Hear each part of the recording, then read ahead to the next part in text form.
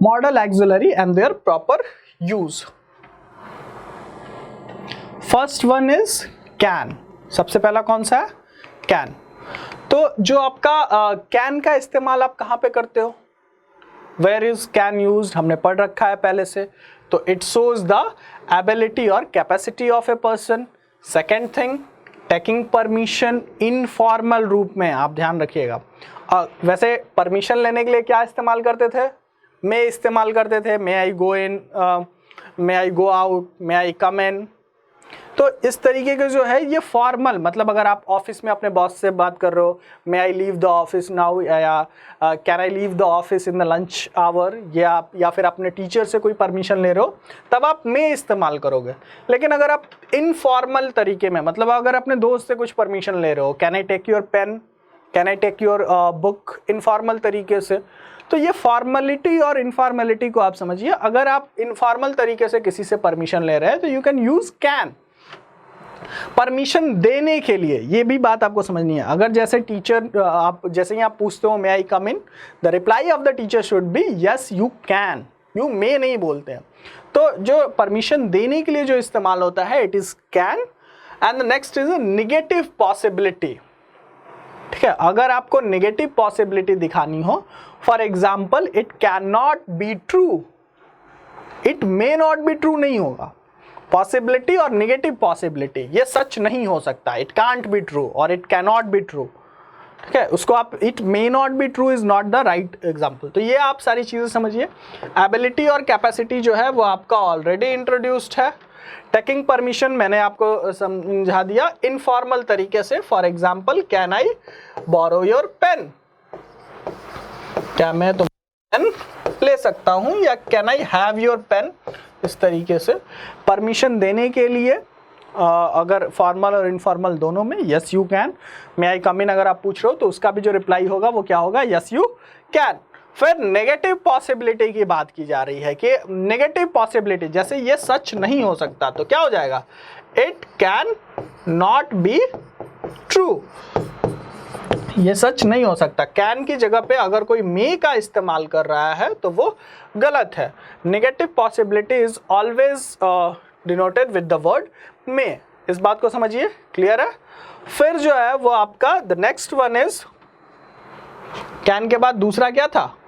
Can के बाद हमको मे पढ़ना है. द सेकेंड वन इज मे. तो मे का इस्तेमाल कहाँ करते हैं? तो परमिशन लेने के लिए आप जो है वो मे का इस्तेमाल करते हो. For taking permission in formal way. ये आप ध्यान रखिए कि इसका इस्तेमाल जो आप करोगे वो फॉर्मल तरीके से. ठीक है, ऑफिस में कहीं पूछना हो या किसी ऑफिशियल तरीके से अगर परमिशन लेना हो तो इट इज मे. पॉसिबिलिटी दिखाने के लिए, कैसी पॉसिबिलिटी ये आपको समझना है? Positive possibility. ठीक है, ये जो है जैसे इस तरीके की possibility, it may be a fake news, हो सकता है ये फेक न्यूज़ हो. ठीक है, तो ये positive possibility. It may rain tonight, we can as the clouds are scattered in the sky, it may rain tonight. जैसे कि बादल गहरा छाए हुए हैं तो it may rain tonight. It shows the positive possibility. यही है डिटेलिंग. फिर विश, ब्लेसिंग और कर्स के लिए भी इस्तेमाल किया जाता है मे का इस्तेमाल. मे यू लिव लॉन्ग. ठीक है, इस तरीके के. तो विश, ब्लेसिंग और कर्स. ऑफरिंग हेल्प के लिए भी मे आई, आप पूछते हो मे आई हेल्प यू का इस्तेमाल, इतना बैनर लगे रहते हैं पुलिस के, मे आई हेल्प यू. तो मे का इस्तेमाल फॉर ऑफरिंग हेल्प. जैसे आप किसी का स्कूटर मान लो कि वो मे आई ड्राइव, तो आप हेल्प ऑफर कर रहे हो. May I cook for you. तो these are the offering help is we can also use may for offering help. तो ये इनके प्रॉपर यूजेस है. कैन के यूजेस क्लियर है, मे के यूजेस क्लियर है. Now you can see the examples of can and may. Examples are clearly written. I can speak English fluently. It shows ability. Can I go out of the classroom? ठीक है, सही है? सही है? नहीं, can I go out of the classroom जो है वो आपका नहीं होना चाहिए. यही देखने के लिए can की जगह क्या होगा?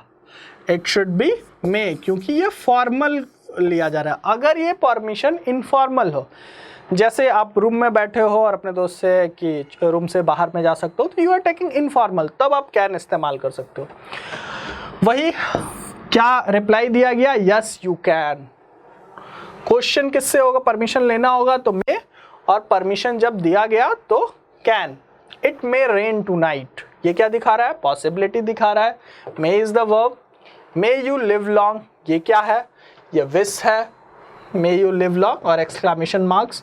It can not be true, ये सच नहीं हो सकता, ये क्या दिखा रहा है, ये नेगेटिव पॉसिबिलिटी दिखा रहा है। May I drive, you are offering somebody to drive something, जैसे कार आप ड्राइव कर लो, तो it for offering help, may I help you, जैसे मैंने बताया।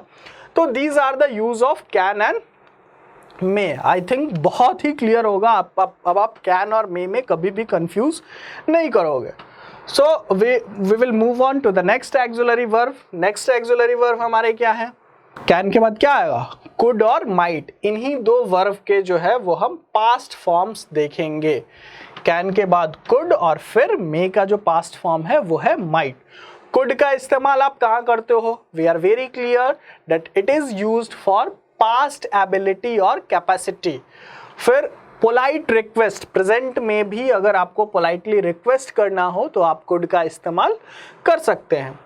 एक और चीज है जो बहुत इंपॉर्टेंट है, that is could have plus V3। इसका इस्तेमाल आप कहाँ करते हो, इसको हम लोग देखेंगे, ये स्ट्रक्चर बहुत इस्तेमाल होता है। फिर something was possible in that, इसका इस्तेमाल हम कहाँ करते हैं, अगर पास्ट में कोई चीज जो है वो अगर पॉसिबल हो तो but it did not happen, लेकिन वो हुआ नहीं। I could have gone to Delhi, मैं दिल्ली गया होता, means you are expressing remorse, आप पछता रहे हैं। तो it is could have plus V3 उस तरीके से इस्तेमाल किया जाता है कि something was possible in the past but actually और in fact it didn't happen, it didn't happen. You had something, I could have cleared that exam if I have studied well. अगर मैंने अच्छे से पढ़ाई की होती तो I could have cleared that exam, और I could have cleared the कुछ भी IIT JEE या NEET examination. तो you have the ability but you didn't do it. तो इस तरीके के अगर आपको इस्तेमाल करने हो तो we will use the structure could have plus V3. It is very clear to you. The next one is it is might. अब अगला जो है वो हम किसका इस्तेमाल करते हैं, माइट का। Might is the past form of May, किसका पास्ट है, मे का।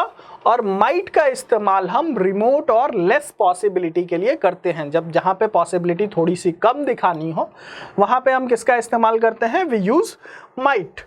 Late us see the examples, examples देखते हैं। एग्जांपल से आपको बहुत सारी और भी क्लियर हो जाएगा। I thought this could be done by us, मैंने सोचा ये हम लोग कर सकते हैं, मैंने सोचा था, आई थिंक नहीं है, आई थॉट। तो जैसे ही आपको ये पता चलता है कि ये वाला पोर्शन आपने टेंस में समझा होगा, जैसे ही V2 हो गया तब यहाँ पे आपको क्या कुड हो जाएगा, कैन होने के चांसेस नहीं रह जाते, क्योंकि ये पास्ट हो गया तो कैन का भी हम पास्ट इस्तेमाल करेंगे, कुड इस्तेमाल करेंगे। I could swim across the river when I was young, ये भी पास्ट पॉसिबिलिटी, क्योंकि व्हेन आई वाज यंग, जब मैं जवान था, पास्ट की बात की रही हूँ।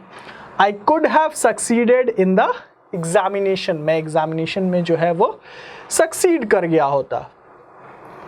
ये क्या था, कुड हैव प्लस V3, आपको दिख रहा है, कुड हैव और सक्सीडेड इज V3। तो ये स्ट्रक्चर किसके लिए दिखाया जा रहा है, इस तरीके के structure means it shows something that was possible in the past but in fact it was not happened. तो वास्तव में वो हुआ नहीं है। इट इज शोइंग, ये चीजें क्या दिखा रहा है, it shows the remorse of a person, ये एक तरीके से पछतावा दिखा रहा है। He could have accepted the offer, यहाँ पे भी आपको could have plus V3 दिख रहा है। It also that something was possible in the past but it didn't happen. It might rain tomorrow, कल बारिश हो सकती है। might जो है वो क्या है, less possibility, और चूंकि दूर की बातें की जा रही है इसलिए भी आप जो है वो might इस्तेमाल करोगे। अगर आप may इस्तेमाल करते हो इसका मतलब जो है वो चांसेस ज़्यादा है। Could you pass me that book? Could क्या है, पोलाइट रिक्वेस्ट, और इनफॉर्मल तरीके से क्या आप मुझे बुक वो पास कर देंगे। तो ये जो है वो पोलाइट रिक्वेस्ट प्रेजेंट में करने के लिए, और ये ध्यान देना है यहाँ कुड जो है वो पास नहीं है, हर जगह कुड पास नहीं होता, ये बात आपको ध्यान रखनी है। Could you pass me the book means somebody is asking permission in the present form. Now we will look at the examples of this section. इस सेक्शन के भी कुड और आपको माइट के एग्जाम्पल्स आप देख लीजिए। You can see the example.